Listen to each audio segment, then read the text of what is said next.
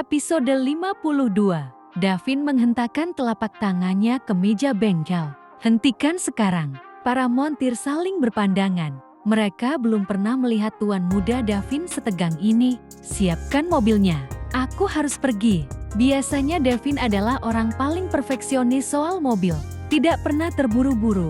Tidak pernah setengah-setengah. Tapi kali ini, matanya merah oleh kecemasan.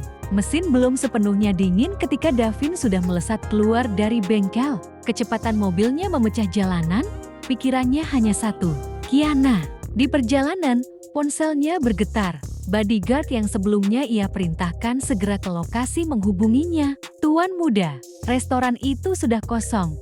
Saat kami tiba tuan, dada Davin terasa diremas. Lalu istriku di mana?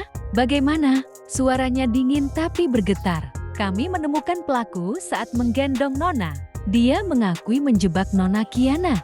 Sekarang sudah kami amankan. Davin menghela napas tajam. Tapi, Nona Kiana, sudah kami antar ke kamar hotel.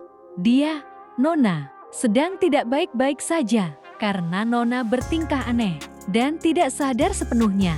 Kami panggilkan dokter. Dokter bilang, Nona telah diberi obat afrodisiak. Obat perangsang gairah. Namun dosisnya sangat tinggi. Jantung Davin hampir berhenti. Ia berbelok tajam menuju hotel. Saat tiba di hotel, Davin disambut para bodyguardnya. Mereka memberikan kunci kamarnya kepada Davin. Davin berkata kurung bangsat itu. Interogasi dia. Buat dia mengaku siapa yang menyuruhnya. Baik tuan muda, aku akan melihat istriku. Tuan muda ada yang perlu saya sampaikan. Kata pimpinan bodyguard itu. Davin kembali menoleh. Dokter memang sudah memberikan pertolongan pertama. Tapi, sepertinya itu kurang membantu karena dosis yang diberikan kepada Nona terlalu tinggi. Anda mengertikan maksud saya, ucapnya. Davin melangkah cepat tanpa menjawab lagi. Di lorong lantai atas, Davin berlari tanpa peduli tatapan orang-orang. Pintu kamar terbuka. Di sana, Kiana terduduk di ranjang itu.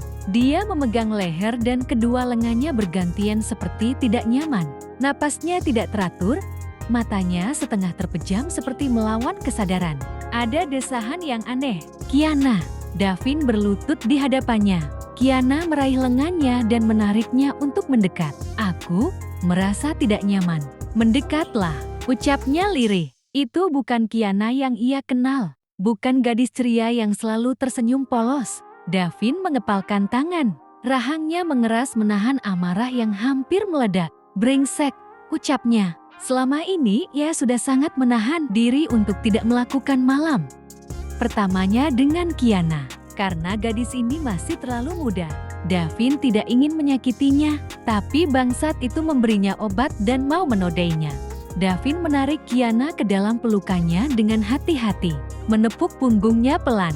Tenang, aku di sini, bisiknya berulang kali, lebih untuk menenangkan dirinya sendiri. Kiana menggeleng lemah, napasnya semakin cepat. Tubuhnya panas, reaksinya tidak stabil.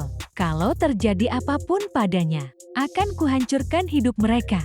Siapapun itu, aku tidak peduli. Davin menoleh tajam ke arah pintu.